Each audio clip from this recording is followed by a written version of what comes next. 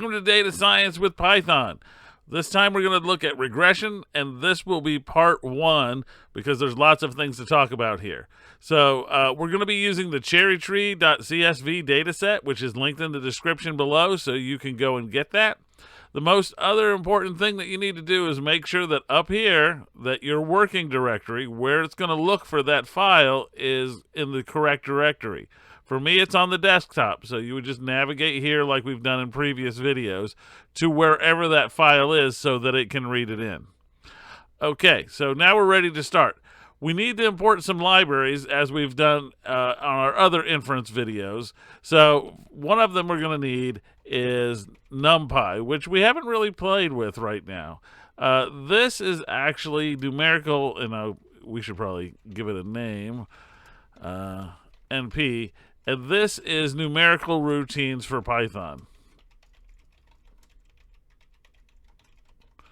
And it gives it lots of structures. And you'll see that it has a little flag next to it over here.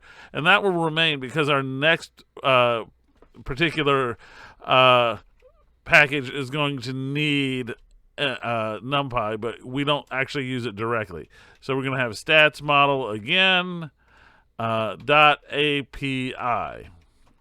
And this is the one that will get, and we should give it an alias and we'll call it SM for stats models.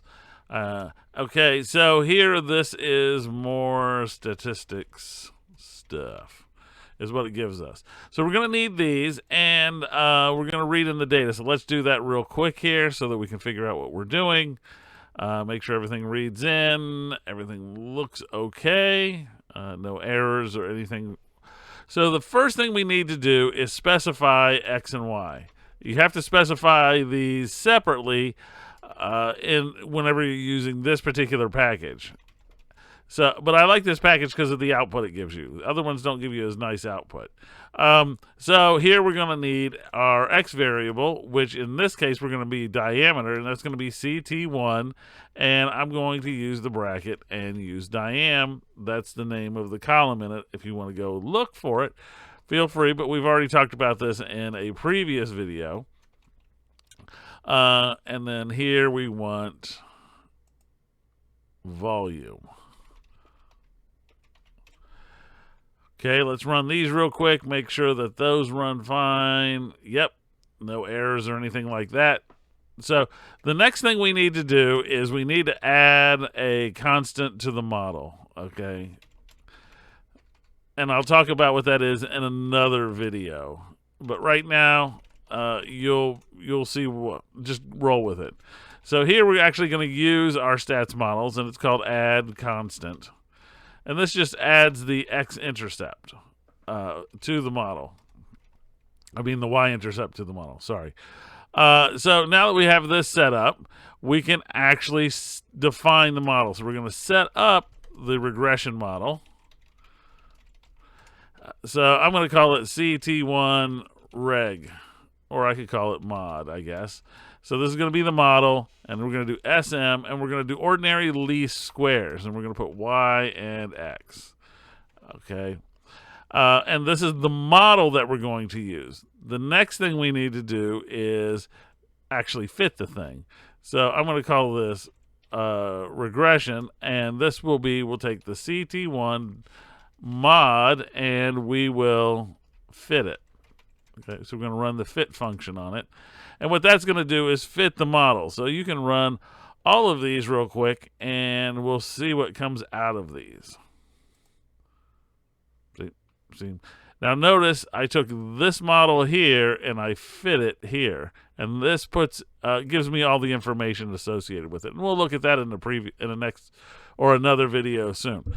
All right, so now that we've done this, we can get various things off of this. So suppose we want to get the parameters. Well, then we can simply put in here CT1 reg dot params, and if we run this line here, this will spit out the regression parameters. Right there they are. If I'm interested in, let's say, the p-values associated with this, I can get the p-values for each of the predictors. And so ct1 reg.p values, and it will give me this. So I can run this and pull off the p values, and here they are. And they're not that useful at the moment. It would be nice if there was a way to get a whole bunch of information, and that's what we're going to try to do in the next one, is get a whole bunch of information. Not everything. So we can do ct1 reg.summary, and the summary function will handle this for us. So if we run this, you'll see what happens. You get a lot of information. A lot of information. So I'm going to push this up here so we can see everything we get. It tells you what the dependent variable was, which was volume. We used ordinary least squares. Shows us the r squared, the adjusted r squared. If you're interested in the F statistics, it's right here. The AIC, the BIC, the number of observations. Degrees of freedom for the model.